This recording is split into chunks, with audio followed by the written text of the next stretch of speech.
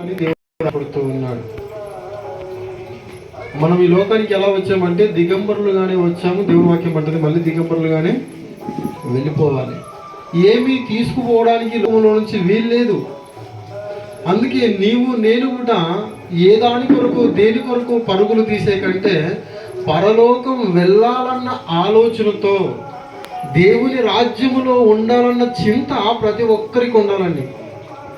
ఆదివారం వస్తే గుడికి వెళ్ళాలన్న చింత ఎంతమందిలో ఉందో నాకైతే తెలియదు, కానీ ఎలాగైతే దేవుని మందిరానికి వెళ్ళాలనే ఆలోచన ఉంటుందో నేను కూడా పరలోక రాజ్యములో ఉండాలి, నా తండ్రితో ఉండాలి, నా తండ్రి ఉన్నటువంటి ఆ లోకానికి నేను వెళ్ళాలని ఆలోచన మాత్రమే మనకు ప్రతి ఒక్కరికి ఉండాలి.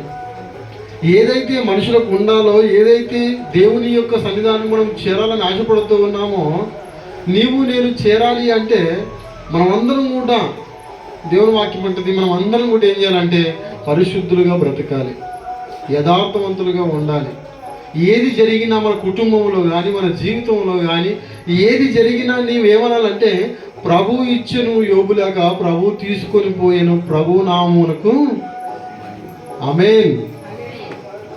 ప్రతి ఒక్కరు కూడా ఇలా చెప్పేటటువంటి స్థితిలో మనం ఉండాలి. ఎందుకంటే ఇన్ని సంవత్సరాలుగా మనము దేవుణ్ణి ఆరాధిస్తూ ఉన్నాం, ఇన్ని సంవత్సరాలుగా దేవుణ్ణి ప్రార్థిస్తూ ఉన్నాం, దేవుని మందిరానికి వెళుతూ ఉన్నాం, ఎన్నో వాక్యాలను వింటూ ఉన్నాం. కానీ ఇంకా మనలో ప్రభు ఇచ్చను ప్రభు తీసుకొని పోయాను అని మాట చెప్పే స్థితిలో ఉన్నామా? ఇంకను మనం పడి ఏడ్చే స్థితిలోనే ఉన్నాం. ఇంకా మనం అందరం ఏమున్నాం, ఎక్కడున్నామంటే ఇంకా పాత కాలంలోనే ఉన్నాము అని చెప్పడానికి పెద్ద అతిశయోక్తి కాదు. మనము దేవుని నమ్ముకున్నాం, దినదినము అభివృద్ధి ఉండాలి. దినదినము దేవునిలో ఏం జరుగుతుంది అంటే ప్రకటన గ్రంథములో కొన్ని చక్కటి మాటలు రాయించి పెట్టాడు దేవుడు. ఒకసారి ప్రకటన గ్రంథము చూడండి. మనం వెళ్ళిపోయిన తర్వాత ఉండబోయే పరిస్థితులు ఎలా ఉంటాయంటే ప్రకటన గ్రంథము 20వ అధ్యాయము 12వ వచనం నుంచి చదవండి. మరియు గొప్పవారేమి కొద్దివారేమి మృతులైన వారందరూ ఆ సింహాసనము ఎదుట నిలువబడి ఉండుట చూచితిని. అప్పుడు గ్రంథములు విప్పబడెను, మరియు జీవ గ్రంథమును వేరొక గ్రంథము విప్పబడెను. ఆ గ్రంథముల యందు రాయబడి ఉన్న వాటిని బట్టి తమ క్రియల చొప్పున మృతులు తీర్పు పొందిరి. హల్లెలూయా. అందరు చెప్పరు, గట్టి చెప్పరు, దేవుని మహిమపరచండి. చనిపోయిన తర్వాత ఏం జరుగుతుందంటే దేవుని సింహాసనం ఎదుటికి మనం అందరం వెళ్ళవలసి ఉన్నదంట. ఆ దేవుని సింహాసనం ఎదుట మనమందరము వెళ్ళవలసి ఉన్నప్పుడు అప్పుడు గ్రంథములు విప్పబడును, మరియు జీవ గ్రంథమును వేరొక గ్రంథమును విప్పబడును. ఆ గ్రంథముల యందు రాయబడి ఉన్న వాటిని బట్టి తమ తమ క్రియల చొప్పున మృతులకు తీర్పు తీర్చును. ఎవరికి తీర్పు తీస్తారన్నమ్మా? మనం తప్పు చేస్తే తప్పు చేసినప్పుడు లోకంలో ఎన్నో తీర్పులు చూస్తూ ఉన్నాం, కోర్టులను చూస్తూ ఉన్నాం, పోలీసులను చూస్తున్నాం, పెద్దలను చూస్తూ ఉన్నాం. వాళ్ళు ఇచ్చిన తీర్పును బట్టి మనము లోపడవలసి ఉంటుంది.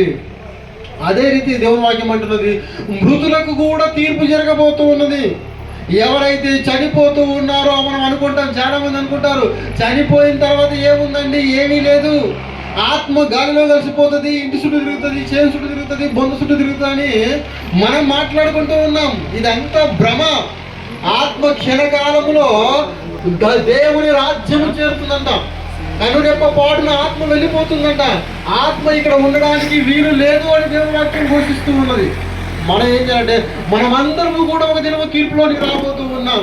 అక్కడ జీవ గ్రంథం ఉందంట. అంత మాత్రం కాకుండా వేరొక గ్రంథము కూడా ఉందంట. 2 గ్రంథాలు మనకు కనిపిస్తూ ఉన్నాయి. నీ పేరు ఏ గ్రంథంలో ఉంది ఆలోచన చేయండి. నువ్వు మంచి క్రియలు చేసి అనేకులకు మేలుకరంగా ఉంటే, నీ పరిశుద్ధతను కాపాడుకొని, నీ భక్తిని కాపాడుకొని, నీ కుటుంబాన్ని కాపాడుకొని, నీ సంఘములో ఒక మంచి సాక్ష్యం నువ్వు కలిగి ఉంటే నువ్వు దేవుని రాజ్యంలో ఉంటావు.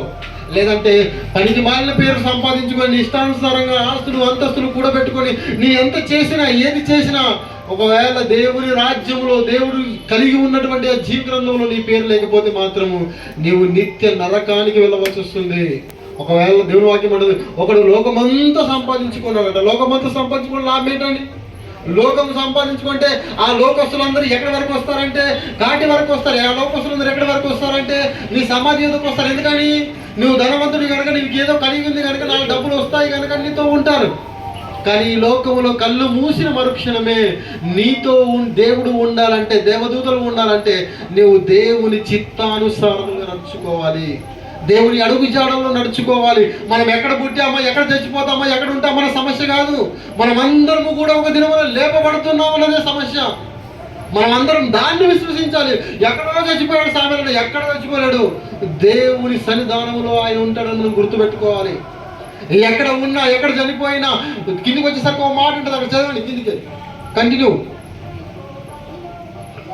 13 సముద్రము తనలోనున్న మృతులను అప్పగించును, మరణమును పాతాళ లోకమును వాటి వశమునున్న మృతులను అప్పగించును. వారిలో ప్రతివాడు తన క్రియల చొప్పున తీర్పు పొందెను. హల్లెలూయా. సముద్రములో ఎంతమంది చనిపోయారో మనకు తెలుసా? ఇప్పటి వరకు పాతాళ లోకములో ఎంతమంది ఉన్నారో తెలుసా? మనకు పాతాళంలో ఎంతమంది ఉన్నారంటే మీకు గుర్తు రావాల్సింది ఏంటంటే ధనవంతుడు గుర్తు రావాలి. మీకు ఎక్కడున్నాడంట ధనవంతుడు? పాతాళములో యాతన పడుతూ ఉన్నాడంట. పరదేశంలో లాజరు ఉన్నాడంట.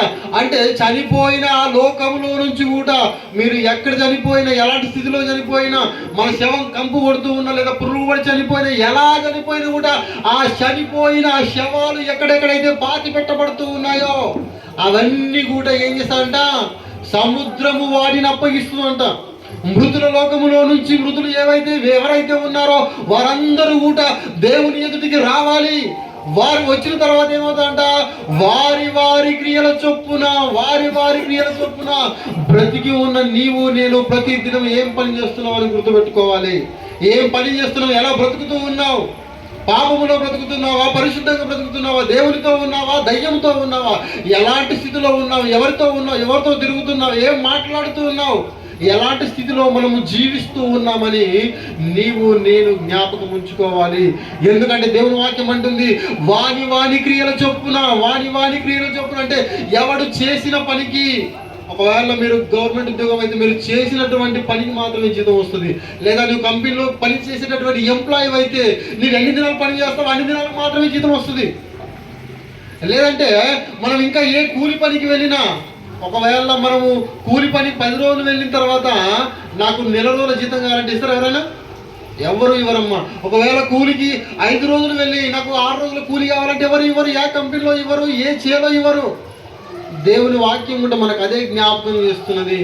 నీవు చేసినటువంటి క్రియలు ఏం చేస్తూ ఉన్నావు? మంచి చేస్తూ ఉన్నావా? చెడు చేస్తూ ఉన్నావా? ఇతరులతో పోట్లాడుతున్నావా? లేదా గొడవలు పెట్టే తల్లిగా, అబద్ధాలాడి తల్లిగా, మోసం చేసే తల్లిగా, మోసం చేసే తండ్రిగా, మోసం చేసే కొడుకుగా, మోసం చేసే కూతురుగా నీవు ఎలా బ్రతుకుతూ ఉన్నావు? నీవెవరితో బ్రతుకుతూ ఉన్నావు? ఎవరితో ఉంటూ ఉన్నావు? ఎవరితో మాట్లాడుతూ ఉన్నావు? ఎవరికి తెలుసో తెలియదో ఇంటి వాళ్ళకి తెలియకపోవచ్చు కానీ దేవుడు మాత్రం నిన్ను చూస్తున్నాడు అన్న సంగతి నీవు గుర్తుంచుకోవాలి. దేవుడు మాత్రం ప్రతి ఒక్కరిని చూస్తూ ఉన్నాడు. ఆయన అంటున్నాడు, మీరు ఏం తిన్నారని దేవుడు అడిగాడు. మీరు బ్రతికి ఉన్నప్పుడు ఏం తిన్నారు? మీరు మటన్ తిన్నారా, చికెన్ తిన్నారా, లేకపోతే పలానా ఫంక్షన్కి వెళ్ళినరా, వెళ్ళలేదా? చాలా మంది అడుగుతారు. పలానా దగ్గరికి ఈ సాగులు నువ్వు వచ్చినావా? పలానా దగ్గర ఫంక్షన్ నువ్వు వచ్చినా నాకు వెళ్ళవలేదు, ఆ సాగులో నువ్వు వెళ్ళవలేదు అంటే దేవుడు అడుగుతాడు దినమున మీరు ఏడ వెళ్ళబడ్డారా, ఏడ తిన్నారా, ఏడ కూర్చున్నారా అని ఇంపార్టెంట్ కాదు దేవునికి. నీవు ఏ పని చేస్తూ ఉన్నావు అన్నది దేవునికి ఇంపార్టెంట్. ఆయన అంటున్నాడు, మీ క్రియల చొప్పున ఏం చేస్తారంట? మృతులకు తీర్పు తీరబోతూ ఉన్నాడంటే చనిపోయిన వారందరికీ తీర్పు జరగడానికి సిద్ధంగా ఉన్నదంట. ఆ తీర్పులో నీవు నేను ఎక్కడ నిలబడతాం? ఆయన ఎదుట నిలబడినప్పుడు మాట్లాడే శక్తి నీకుందా? ఒకవేళ తప్పు చేశామనుకోండి, మన జీవితం పాపిష్టి జీవితం ఉందనుకోండి, ఎవరితో ఏం మాట్లాడతామండి? తప్పు చేసిన ఒక స్త్రీ నలుగురిలో మాట్లాడగలుగుతుందా? తప్పు చేసిన ఒక కుమారుడు నలుగురిలో మాట్లాడగలుగుతాడా? ఏమని మాట్లాడతాం? ఒకవేళ తప్పు లేదనుకోండి, మీరేమంటారు? ఒకవేళ మీకు మాట అంటే ధైర్యంగా నిలబడతారు. ఎవడన్నాడు వాడు పిలిపించిన తర్వాత దాన్ని నిరూపించు. ఎవడో పనికి మాలిన మాటలు చెప్పినటువంటి మాటలు పట్టుకొని నన్ను ఈ మాట అన్నాను సరైనది కాదు అని మనం నిలదీస్తాం. ఒకవేళ తప్పు చేసామనుకో తల దించుకోవాల్సి ఉంటుంది. ఆ దేవుని న్యాయపీఠం ఎదుట మనం అందరం తలెత్తుకుని ఉండాలంటే ఆయన చెప్పినట్టుగా పరిశుద్ధంగా బ్రతకాలి. అంత మాత్రం కాకుండా ఇదే అధ్యాయంలో ఇంకో మాట ఉంటుంది, ఒకసారి చూద్దాం. 22వ అధ్యాయము 12వ వచనం. ఇదిగో త్వరగా వచ్చుచున్నాను, వాని క్రియల చొప్పున ప్రతివానికి ఇచ్చుటకు నేను సిద్ధపరిచిన జీతము నా యొద్ద ఉన్నది. హల్లెలూయా. వాని క్రియల చొప్పున ప్రతివానికి అంటున్నాడా, లేదా క్రైస్తవులకు మాత్రం అంటున్నాడా? ఎవరికంట? ఆరిన నేల మీద ఉన్న ప్రతి ఒక్కడికి దేవుడు తీర్పు తీర్చబోతున్నాడు. ఆ దేవుడు ఎవరంటే నీవు నేను విశ్వసిస్తూ ఉన్నటువంటి యేసు క్రీస్తు వారు మాత్రమే. ఆయన అంటాడు, నేనే మార్గమును, నేనే సత్యమును, నేనే జీవమును, నా ద్వారానే మీరు రావాలి. ఎక్కడికి రావాలన్నా నన్ను విడిచిపెట్టి మీరు వేరొక ద్వారిలో రావాలని ప్రయత్నం చేస్తే అది జరిగే పని కాదు అని దేవుడు బోధిస్తూ ఉన్నాడు. అందుకంటున్నాడు ఆయన, ప్రతివానికి ఇచ్చుటకు. ఒక్కరికి ఇచ్చే కొన్ని కంపెనీలను చూడండి, జీతాలు ఇవ్వలేక కంపెనీలు మూసేసిన వారు ఉన్నారు, జీతాలు ఇవ్వలేక బ్యాంకులను బంద్ చేసుకున్న వారు ఉన్నారు. కానీ దేవుడు అంటున్నాడు ఏముందంట ఆయన దగ్గర? ప్రతివానికి ఇచ్చుటకు తన యొద్ద జీతం ఉన్నది. ఆ జీతమును పొందుకునే అర్హత నీకున్నదా? ఆలోచన చేయి. ఆ జీతమును పొందుకోవాలంటే ఆయన సన్నిధానంలో నీవు ఎక్కువ గడపాలి. ఆయనతో నీవు ఎక్కువ నీ జీవితం ఉండాలి, నీ కుటుంబం ఉండాలి. నీవెప్పుడు కూడా ఆయనతో సహవాసం కలిగి ఉండాలి. అంత మాత్రం కాకుండా నువ్వేం చేయాలంటే నీ పరిశుద్ధతను నువ్వు కాపాడుకోవాలి. మరి సామలన్న గారి గురించి నేను విన్నప్పుడు నాకు తెలియదు, నేను చూడలేను కూడా. కానీ ప్రతి పండుగకు వస్తాడని చనిపోయిన తర్వాత తెలిసింది. పండుగ ప్రతి డిసెంబర్కు గ్రామానికి వచ్చేవాడు, అందరితో మాట్లాడేవాడు. ఒక పెద్దగా అతను ఏది చెప్తే అది అందరూ కూడా వినేవారని నేను విన్నాను. అంటే మంచి సాక్ష్యం పెట్టుకున్నాడు ఆయన. మనము కూడా అన్న వెళ్ళిపోయాడు కనుక ఆ వెళ్ళవలసిన మార్గంలో నీవు నేను ఉన్నాం. మనం కూడా చేయాలంటే ఒక మంచి పేరును సంపాదించుకోవాలి. మనం వెళ్ళిన తర్వాత ఏమొస్తుందంటే ఏమొస్తుంది మన ఎంట? మీరు కారు సంపాదించరా? కారు మీ వెంట రాదు. మీరు 10 తులాల బంగారం వేసుకున్నారా మెడలా? ఆ బంగారం మీ వెంట రాదు. మీరు పట్టు చీరలు కొనుక్కున్నారా? ఆ చీరలు మీ వెంట రావు. ఏమొస్తుందంటే మంచి పేరు మాత్రమే వస్తుంది. అందుకే మీరేం చేయాలంటే మంచి పేరును సంపాదించుకోవాలి. ఆ మంచి పేరు ఎలా సంపాదించుకోవాలంటే దేవునితో నీ ఉంటే, దేవునితో నీ సహవాసం ఉంటే ఖచ్చితంగా నీకు మంచి పేరు ఉంటుందండి. దేవుని విడిచిపెట్టి మీరు ఎలాంటి స్థితిలోకి వెళ్ళినా మనం ఈ లోకంలో నుంచి ఏమీ తీసుకుని పోలేము, ఏమీ తీసుకురాలేదు, ఏమీ తీసుకొని వెళ్ళం. కనుక సామలన్న గారు కూడా ఎంతో ప్రయాసపడ్డాడు, ఎంతో కష్టపడ్డాడు. కానీ తను సంపాదించిన దాంట్లో దేన్ని కూడా తీసుకొని వెళ్ళాడు. నీవు నేను కూడా మనం సంపాదించిన దాంట్లో దేన్ని తీసుకొని వెళ్ళము. దేవుడు అడుగుతానంటున్నాడు ఏంటంటే లెక్క అడుగుతానంటున్నాడు. మనము చేసిన పనిని బట్టి, మనము చేసిన క్రియలను బట్టి. అందుకే మనం ఏం చేస్తున్నామో మనల్ని మనం జ్ఞాపకం చేసుకుంటూ వెళ్ళిపోయిన వారు లెక్క చెప్పనవసరం లేదు. ఆ తీర్పు జరిగేది నువ్వు చెప్పాలి. కానీ బ్రతికి ఉన్న నీవు నేను కూడా ఏ లెక్కలో ఉన్నాం, ఏ మార్గంలో ఉన్నాం, ఎలాంటి క్రియలు జరిగిస్తూ ఉన్నామని మనల్ని మనం పరీక్షించుకొని మరి దేవుని రాజ్యం కొరకు సిద్ధపాటు కలిగి ఉండాలని ప్రభుపేట కొన్ని మాటలు మీకు హెచ్చరిక చేస్తూ ఇతరితో ఈ వాక్యాన్ని ముగిస్తూ ఉన్నాను. ప్రార్థన చేసుకుందాం. కళ్ళు మూసుకోనండి దయచేసి. మరి అమ్మగారు సుచిత్రమ్మ సుమిత్రమ్మ మీరు ముందుకు రండి. వినోద్ ఎస్ పాల్ మీరు ముందుకు రండి.